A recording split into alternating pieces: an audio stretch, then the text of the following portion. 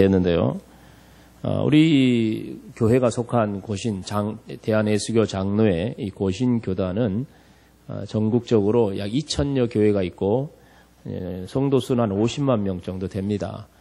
이 정도 사이즈면 그렇게 큰 교단이라고 볼 수는 없겠지만 그래도 우리 교단에서 늘 지키고 있는 그 신학적으로 아주 정통적인 신학과 개혁주의 신학 그리고 성경적인 그런 이 교회관 이 모든 것들 또 특별히 또 신사 참여를 반대했던 옥중 성도들이 세운 그런 교회이기 때문에 순교적인 그런 신앙을 이어받은 아주 전통적인 그런 교단인데 그래서 한국 교회에서도 성경적으로나 또 신앙적으로 가장 신뢰받는 그런 교단으로 인정받고 있습니다.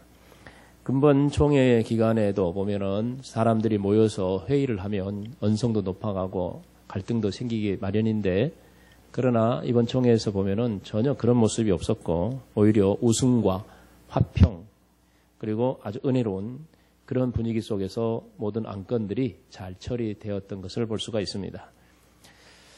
이런 총회 모습을 본 국민일보 기자가 국민일보에다가 이게 우리 고신교단의 총회 모습을 평가했는데 그 타이틀을 이렇게 평가했더라고요. 품격 총회였다. 품격 총회.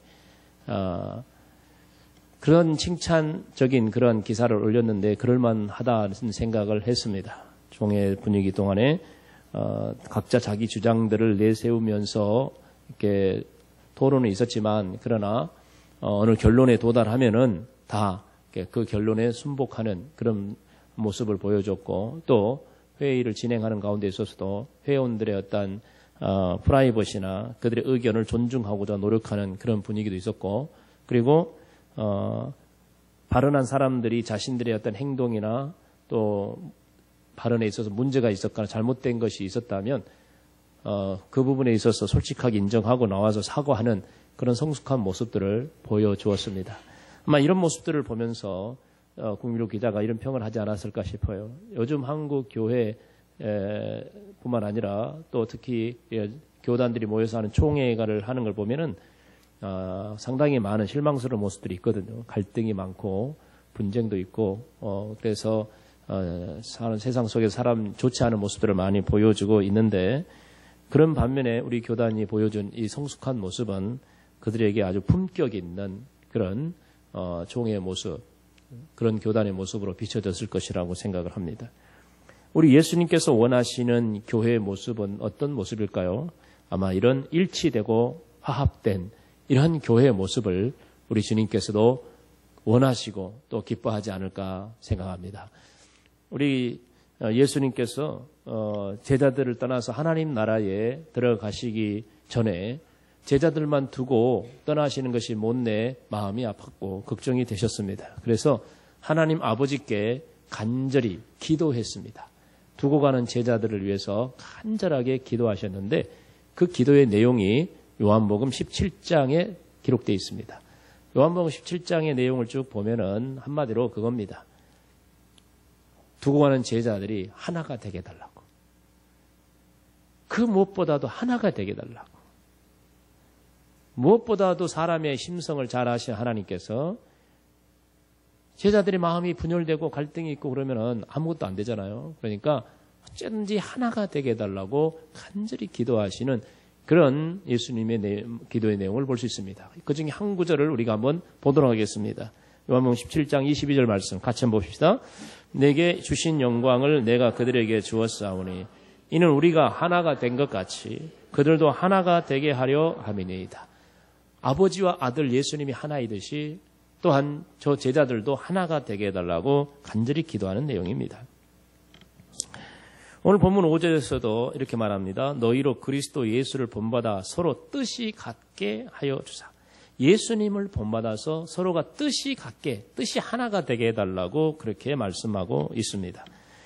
요한복음 17장에서 예수님이 보여주신 그 뜻이 뭡니까? 하나가 되는 거죠. 하나가 되게 해달라고. 바로 그 예수님의 그 뜻을 받아서 우리 모든 교회가 하나 되게 해달라고. 바로 이것이 주님의 뜻이요. 교회를 향한 하나님, 예수님의 간절한 바람이 아니겠습니까? 하나님께서는 어떤 교회를 향하여서 축복을 해 주실까요? 하나님이 가장 기뻐하시고 복을 주시는 교회의 모습은 무엇일까요? 시편 133편 1절에 보니까 이렇게 133편에 보니까 이렇게 말씀하고 있어요. 보라, 형제가 연합하여 동거함이, 형제가 연합하여 하나가 되어서 동거함이 어찌 그리 선하고 아름다운고. 정말 선하고 아름다운 모습이라고 말하면서, 그러면서 하신 말씀이 거기서 그 연합한 모습, 형제가 정말 하나 되어 동거하고 있는 바로 그 자리에 여호와께서 복을 명령하셨다. 영생의 복을 주시겠다. 하나님이 그곳에 복을 주셨다고 하십니다. 그러니까 하나님이 복을 주시는 곳은 뭡니까? 분열되고 갈등이 있는 그런 공동체가 아니에요. 연합하고 하나 되는 그런 곳에, 그런 공동체, 그런 성도들에게 하나님이 복을 주시는 줄 믿습니다. 왜냐하면 그것을 하나님이 가장 기뻐하시기 때문이에요. 사람들은 다 빈부 귀천에 따라서 서로 차등이 있고 차별이 있습니다. 그래서 참 하나 되기가 힘든 것이 사람들의 모습입니다.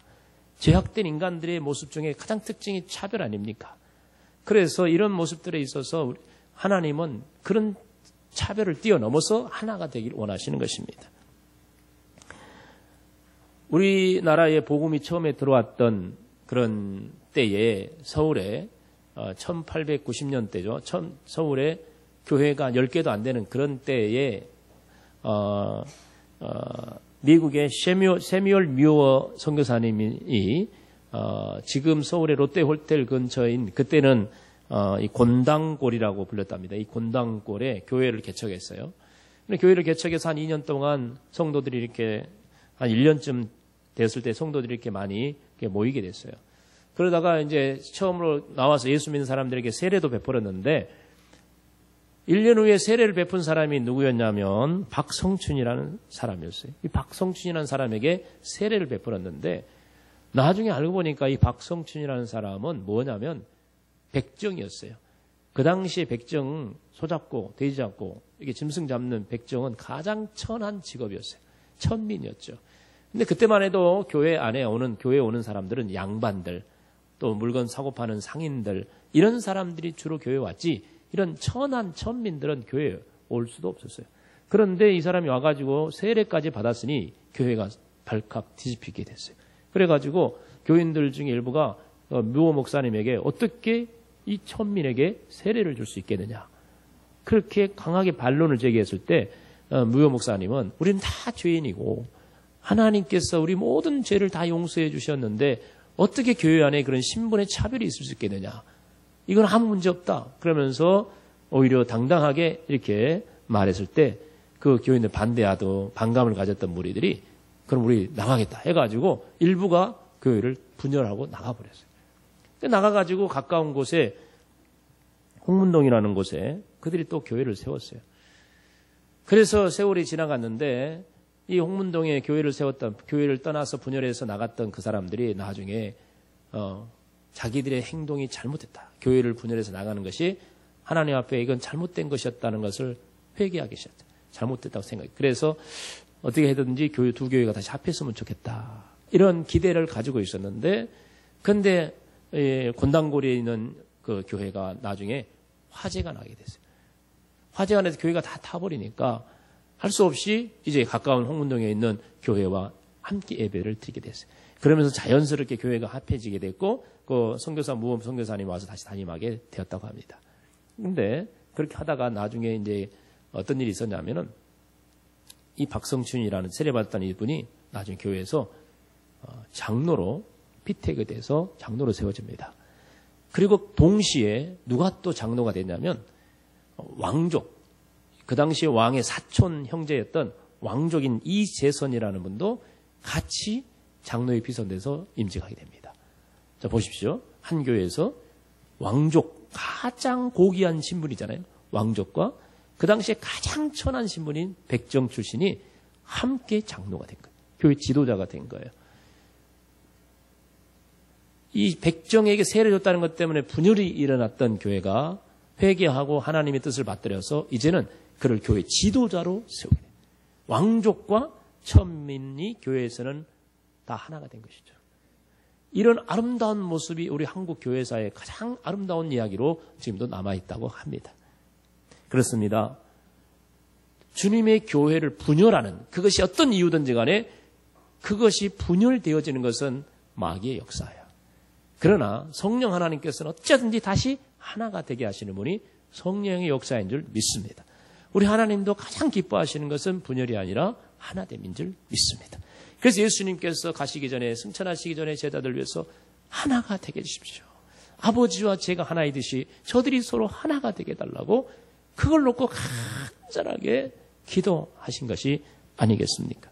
우리 교회도 주님이 가장 기뻐하는 교회, 정말 주님의 뜻에 합당한 교회가 되기 위해서는 하나가 돼야 될 줄 믿습니다. 하나가 돼야 돼요. 하나가 돼야 돼요. 옆 사람의 손을 잡고 우리 하나가 됩시다 해보세요. 하나가 됩시다. 하나가 됩시다. 자, 이제 하나가 됐나요? 자, 하나가 됩시다 했다고 하나가 됐어요? 그런다고 하나가 되면 누구나 다 하나가 되게? 참 쉽지 않은 일이 하나가 된다는 것은, 자, 하나가 된다는 건 뭘까요? 무엇으로 하나가 돼야 될까요? 주님의 뜻으로 하나가 돼야 될 줄 믿습니다.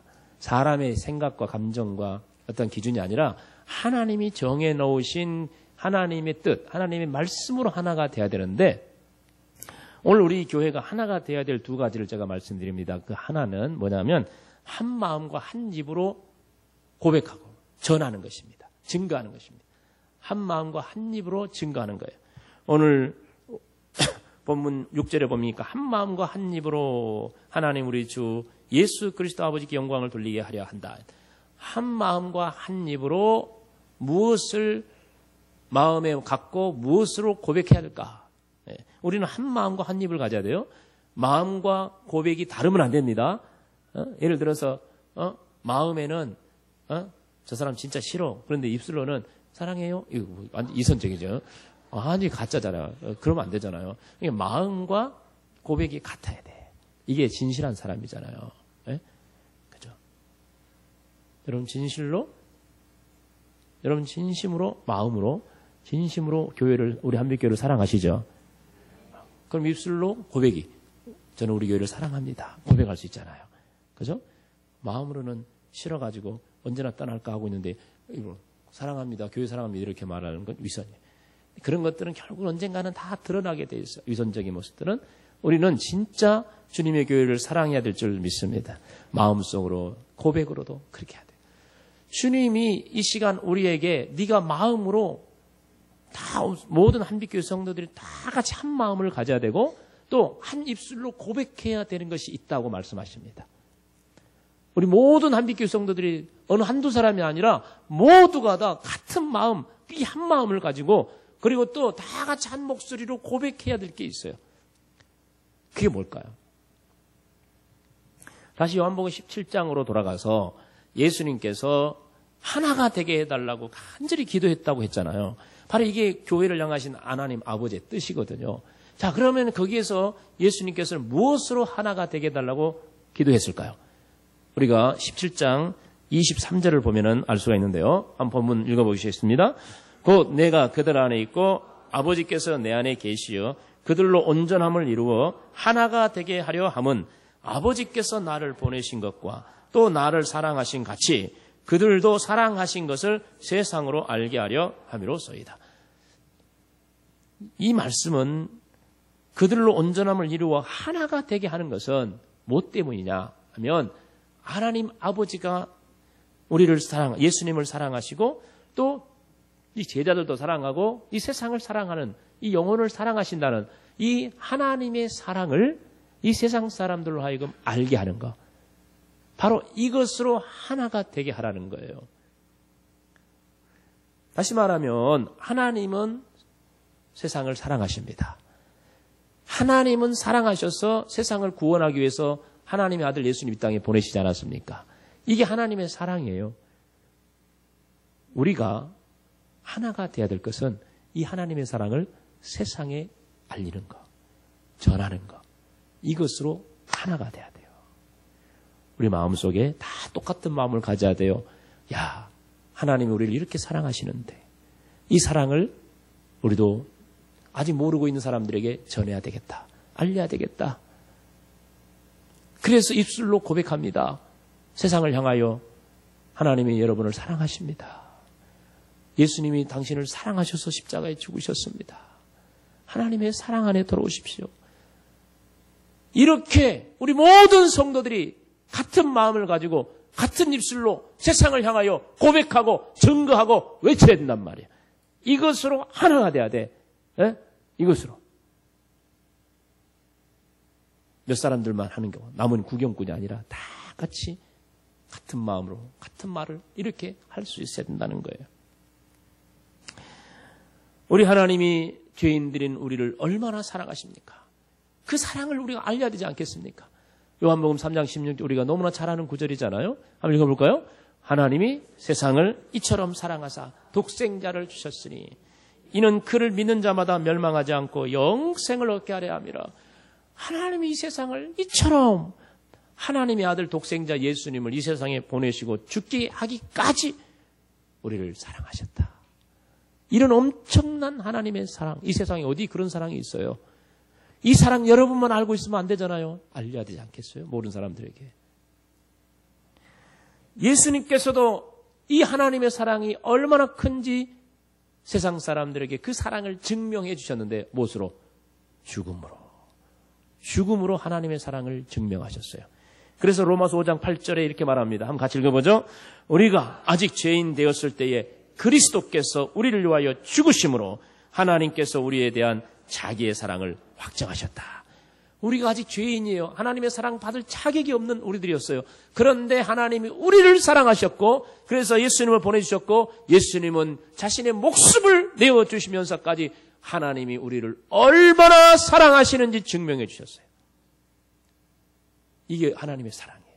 이 엄청난 하나님의 사랑이에요. 여러분 이 하나님의 사랑을 이미 받으셨습니까? 그 사랑으로 여러분 하나님의 자녀가 됐고 구원받지 않았습니까? 아직도 이 세상에는 죄인들이 많아요. 아직도 이 사랑을 모르는 자들이 너무 많잖아요. 예수님이 목숨을 바쳐 이 사랑을 증명했듯이 우리도 이 세상을 향하여 우리의 모든 것을 바쳐 증명해야 돼. 선포해야 돼. 고백해야 돼. 증언해야 돼. 알려야 돼. 이 일에 우리 한빛교회 모든 성도들이 하나가 되어야 될 줄 믿습니다. 하나님은 지금도 이 세상을 사랑하시기 때문에 하나님의 택한 자들이 한 명 한 명 주님 앞에 돌아오기를 간절히 기다리고 있습니다. 근데 그 일을 할 수 있는 사람은 오직 우리들입니다. 우리가 입술로 증거하지 않으면 그들은 하나님의 사랑을 알 수 없고 돌아올 수가 없어요.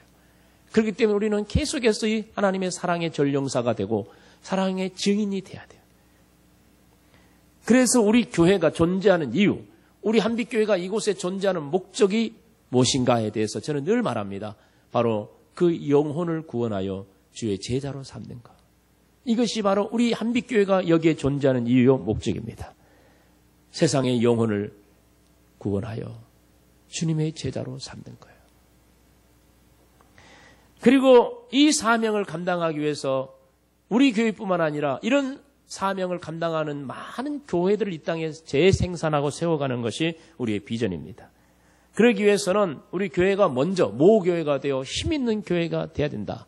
우리 교회를 통해서 또 다른 교회가 분리되어지고 이 재생산되어져야 되는데 그러려면 우리 모교회가 건강하고 우리 교회가 튼튼하고 우리 교회가 힘이 있어야 돼요. 일꾼들, 제자들도 많아지고 재정적으로도 넉넉하고 그래서 우리 교회가 한 10억, 20억을 떼가지고 예배당 하나 지어주고 성도들도 한 100명, 200명 떼어 나가고 그래 목회자 파송하고 해서 아주 건강한 교회가 하나 세워지는 거예요. 이런 일들이 우리 교회를 통해서 일어나야 된다. 결국 우리 교회가 다 할 수 없어요. 또 다른 교회가 또 해야 되거든요. 또 선교지에도 교회를 세우고 그래서 곳곳에 또 하나님의 교회들이 세워지고 이런 교회 재생산들이 우리 교회를 통해서 일어나야 돼. 그러려면 우리 교회가 건강하고 힘이 있어야 돼. 우리 교회 하나도 건사 못해가지고 비실비실한데 뭔 다른 교회를 세울 수 있겠어요. 그래서 우리 교회가 비전을 삼고 있는 게 1,000 비전 아닙니까?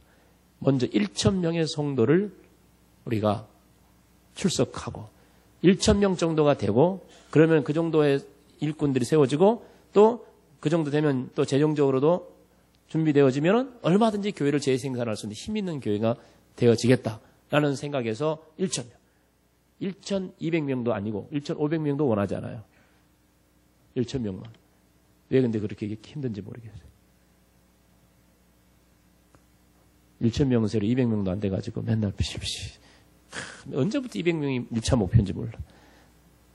그러나 하나님은 우리 교회를 사랑하셔서 우리의 그 비전을 이루기 원하셔서 왜 이렇게 이 평택의 안중에 막 사람들이 몰려오는지 모르겠어요. 이 지역이 엄청 발전되고 있어요. 네? 우리 교회가 1천 비전을 이루도록 하나님이 그렇게 보내주신 줄 믿습니다. 우리가 이 비전을 가슴에 품고 가야 돼요. 이 모든 영혼을 구원하여 제자 삼기 위해서 우리 교회가 이렇게 힘 있는 교회가 되어지기 위해서 우리가 힘써 나아가야 됩니다. 그래서 우리 모두가 다 함께 다 같이 같은 마음을 품고 같은 한 입으로 고백해야 될 것이 세 가지가 있어요. 이 세 가지 시간 함께 다 같이 다시 한번 고백해 보겠습니다. 첫째 한번 세 번째까지 읽어보겠습니다. 첫째, 우리는 예수님께서 우리의 구원자임을 믿는다. 둘째, 우리 교회는 예수님의 뜻을 따라 영혼을 구원하여 제자로 삼기 위해 존재한다. 셋째, 우리 교회는 1천 비전을 이루어 건강한 교회를 재생산하기 위해 달려간다. 이게 우리가 마음에 다 같이 품어야 될 것이고 늘 우리 입술로 고백해야 돼. 우리 교회 저 유치부 아이들에게 물어봐도 야, 우리 한빛교회는 왜 여기 있냐 물어보면 너무 어려운 질문인가? 물어보면 영혼 구원하여 제자 삼기 위해서 있습니다. 왔다, 그런 애가 있다면 진짜 똑똑하죠. 그렇게 고백한다면 말이에요. 우리에게 비전이 뭐야? 1천 비전입니다. 이렇게 고백할 수 있도록. 이게 다 이 세상에 하나님의 사랑을 전해서 그들이 주님 앞에 나와 정말 하나님의 나라에 들어가게 하는 그런 우리의 같은 마음 아닙니까? 이걸 위해서 우리가 구체적으로 행하는 거예요. 다시 한번 해볼까요? 세 가지. 여러분부터 마음에 새겨야 돼. 마음에 새기고 늘 고백해야 돼. 우리 모든 입술로 같은 신앙 고백이 있어야 되거든요. 그래서 첫 번째, 우리 모두가 다 같은 신앙 고백 안에서 그 다음 두 번째, 세 번째가 가능한 거예요. 자, 첫 번째 한번 해보겠습니다. 첫째, 우리는 예수님께서 우리의 구원자임을 믿는다. 아멘. 둘째, 우리 교회는 예수님의 뜻을 따라 영혼을 구원하여 제자로 삼기 위해 존재한다. 셋째, 우리 교회는 1천 비전을 이루어 건강한 교회를 재생산하기 위해 달려간다. 우리 모두가 다 늘 같은 마음을 가지고 같은 고백을 이렇게 해갈 수 있기를 주의 이름으로 축원합니다. 이것은 고백으로만 되어지지 않습니다. 실제적으로 하나님의 사랑을 전하여 주님 앞에 그 영혼을 인도해오는 실제적인 전도로 나가야 됩니다. 그래서 이번 행복나눔 축제에도 여러분들이 이 고백을 하는 사람들이라면 나가서 전해야 돼요. 여기서 수백 번, 수천 번 외쳐도 나가서 전하지 않으면 아무 소용없어요. 허공에 메아리 치는 것에 불과해요. 나가서 이웃들에게 하나님의 사랑을 전하십시오. 예수님의 사랑을 전하십시오. 그들을 주님 앞에 인도하십시오. 이것이 바로 우리가 하나가 돼야 될 우리 교회가 이곳에 있는 또 우리가 함께 신앙생활하는 우리의 목표인 것입니다. 두 번째로는 한 몸으로 받으라라는 것으로 우리가 하나가 돼야 되는데 한 몸으로 받는다라는 것이 무슨 말일까요? 하나님께서 우리 교회가 다시 하나가 돼야 된다라고 말씀하시는 또 하나의 이유는 뭐냐면 이제는 그 하나님의 사랑이 세상을 향하여 나아가는 이 사랑이 이 첫 번째라면 그 하나님의 사랑이 우리 안에 교회 안에 성도들과의 관계에 있어서 하나님의 사랑을 증거하고 실천하는데 하나가 된다는 것입니다. 교회 밖에 세상을 향하여 복음을 하나님의 사랑을 전할 뿐만 아니라 교회 안에 있는 하나님이 한 형제 자매로 불러주신 우리 성도들끼리 하나님의 사랑으로 사랑하는 것 이것으로 우리가 하나가 돼야 돼요. 이것을 주님이 원하신다는 것입니다. 우리가 오늘 본문 읽은 7절에 보니까 다시 한번 읽어볼까요? 그러므로 그리스도께서 우리를 받아 하나님께 영광을 돌리신것 같이 너희도 서로 받으라. 그리스도께서 우리를 받아주셨대요. 그러니까 너희도 서로 받으라고 했어요. 여기서 받는다라는 말은 하나님이 우리를 받아주셨답니다. 주님의 자녀로 받아주신 거예요. 거절하지 않고 받아주셨어요. 냄새나고 더럽고 죄 많은 우리들을 아무 조건 없이 받아주셨어요. 네. 그러니까 너희들도 아무 조건 없이 받아라. 저 교회 밖에 있는 사람들이 교회 안에 들어올 때 기쁨으로 받아줘야 돼. 네? 아무리 백정 천민이라도 기쁨으로 받아주고 한 교회의 가족으로 받아들여야 돼. 이것이 우리 주님이 원하시는 거예요. 이렇게 우리 교회 회원으로 공동체 회원으로 받아줘야 됩니다. 여러분, 저 교회 밖에 있는 사람들이 교회 안에 나와서 예수 믿겠다고 오면 그가 어떤 사람이든지 거부하면 안 됩니다. 이 동네 최고로 유명한 깡패 두목이 와도 받아줘야 되겠어요? 안 받아줘야 되겠어요? 망설이네. 받아줘야 돼? 말아야 돼? 받아줘야 돼. 도둑놈이 회개하고 돌아왔어요. 받아줘야 안 받아줘야 돼? 받아줘야 돼. 자, 여기서는 밖에 있는 사람을 받아주라는 그런 소극적인 의미보다도 좀 더 적극적인 의미를 담고 있어요. 더 적극적인 의미 뭐냐면 받아주고 끝이 아니라 받아줬으면 그를 섬기고 사랑하고 그 영혼을 양육하고 책임져야 되는 거. 여기까지 나아가 있다는 거예요. 이 15장 7절은 14장부터 나오는 내용의 결론적인 내용이라고 말할 수 있는데요. 14장 1절을 우리가 한번 보겠습니다. 14장 1절 같이 볼까요? 믿음이 연약한 자를 너희가 받되 그의 의견을 비판하지 말라. 자, 너희가 받으라고 말이 여기 또 있죠. 받으라. 누구를 받으라고요? 믿음이 없는 자? 아니, 믿음이 연약한 자. 믿음이 없지만 교회 나오는 사람도 당연히 받아야 되지만 교회 안에서 함께 신앙생활하는 교회 안에서 어떤 사람 믿음이 강하고 어떤 사람 믿음이 약한 사람이 있어요. 그 믿음이 약한 사람들도 너희가 기쁨으로 받으라는 거예요. 이걸 좀 더 구체적으로 15장 1절에 가서 다시 말하는데 믿음이 약한 자의 약점을 담당해 주라. 이 믿음이 약한 자의 약점이 있을 거 아니야. 그 약점을 네가 담당해 주라. 이 받아주라는 말은 이리 들어와 이게 아니라 네가 뭐가 부족하니 내가 대신 해줄게. 내가 대신 담당해 줄게. 여기까지 나아가야 된다는 거죠. 이게 받아주는 모습이에요.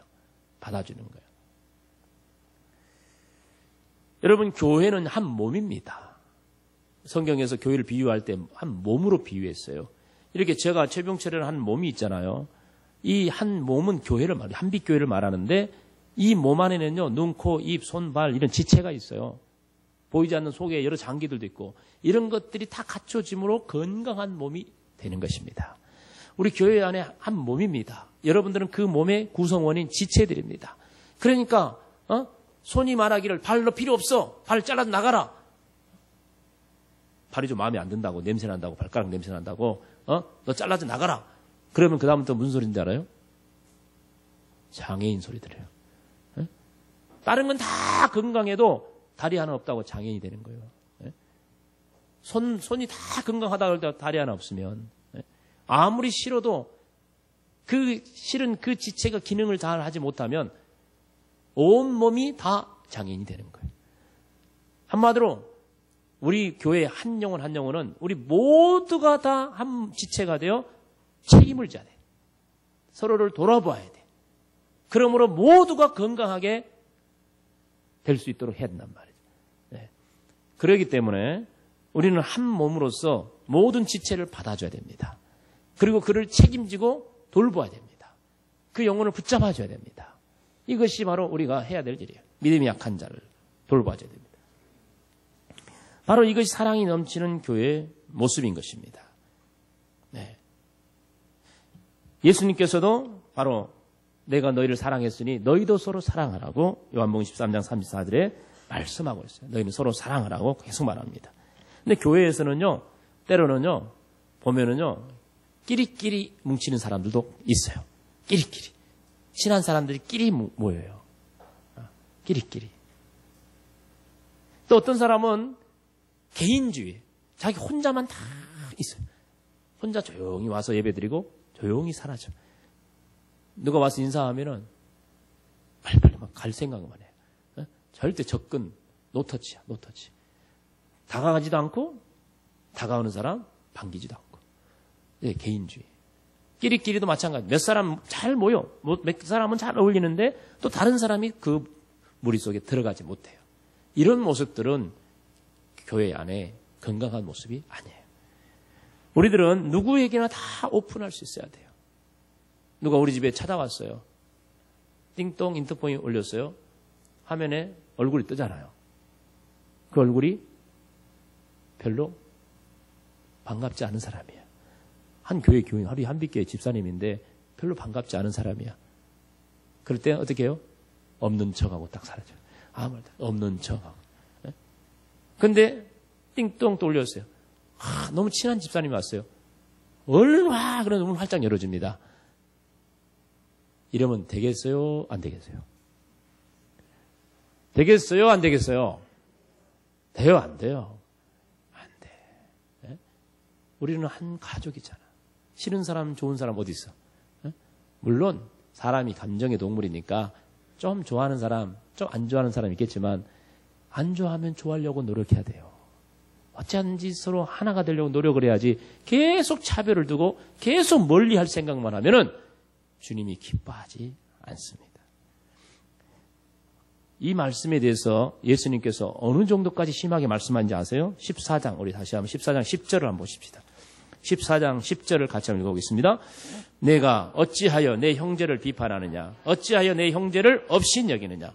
우리가 다 하나님의 심판대 앞에 서리라. 어디 쓴다고요? 심판. 우리가 다 하나님 심판대 앞에 가면요. 너 그때 왜 문 안 열어줬어? 물어본대. 응? 너 무슨 집사가 왔을 때 왜 문 안 열어? 없는 척했어? 너 꼴 보기 싫어서? 만나기 싫어서 그랬지? 하나님이 심판하신다니까. 에? 왜 형제를 사랑해야 되는데 사랑하지 않고 왜 그래? 하나님께서 싫어하세요. 싫어하세요.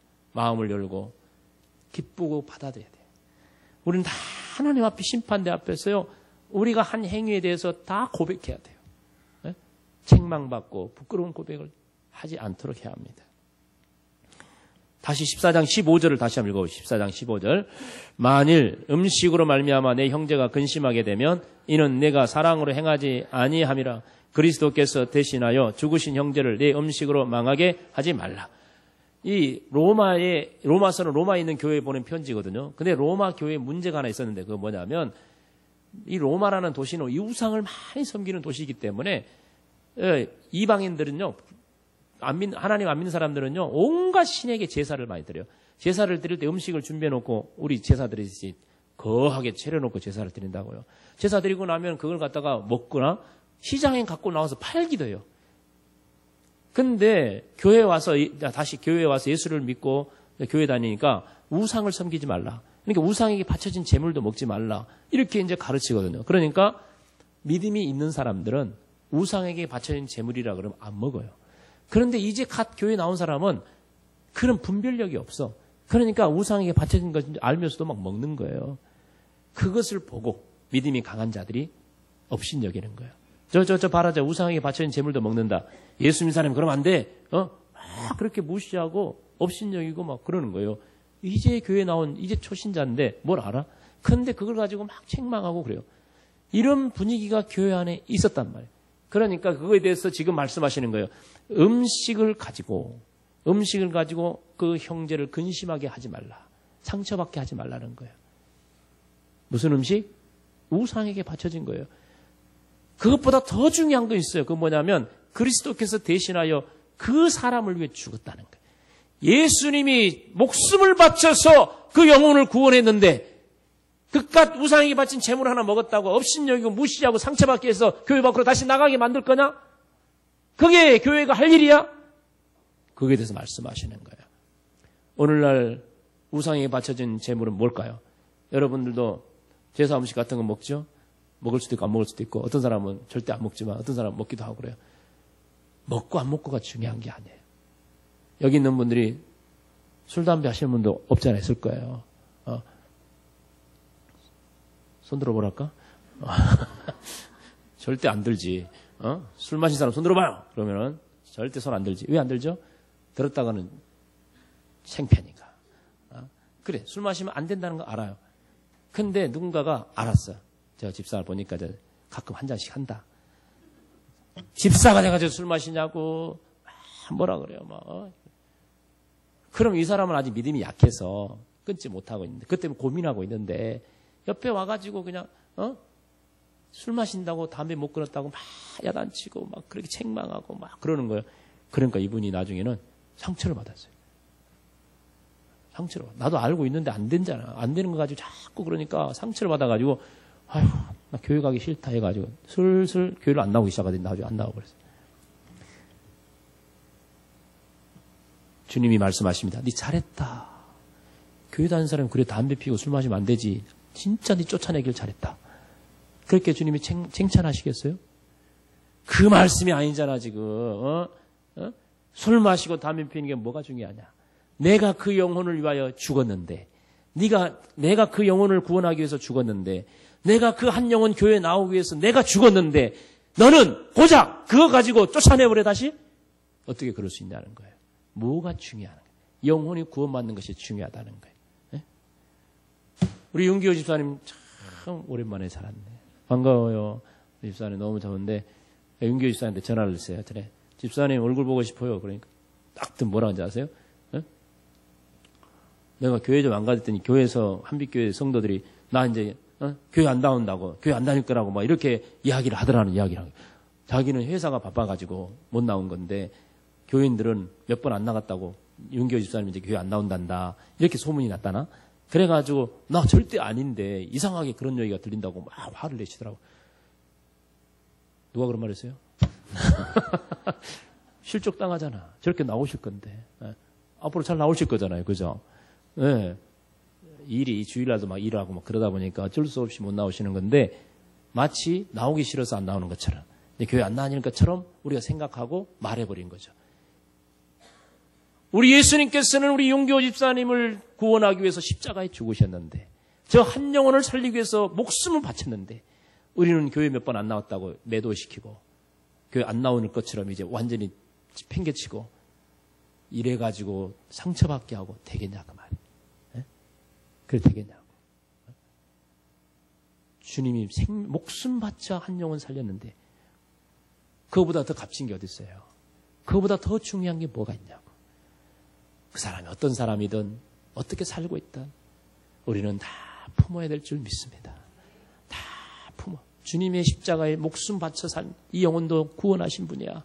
다 품어야 돼. 사랑으로. 주님의 사랑으로 하나가 돼야 돼. 이것이 주님이 원하는 거예요. 네? 자꾸 편가르지 말고, 책망하지 말고, 업신여기지 말고, 무시하지 말고.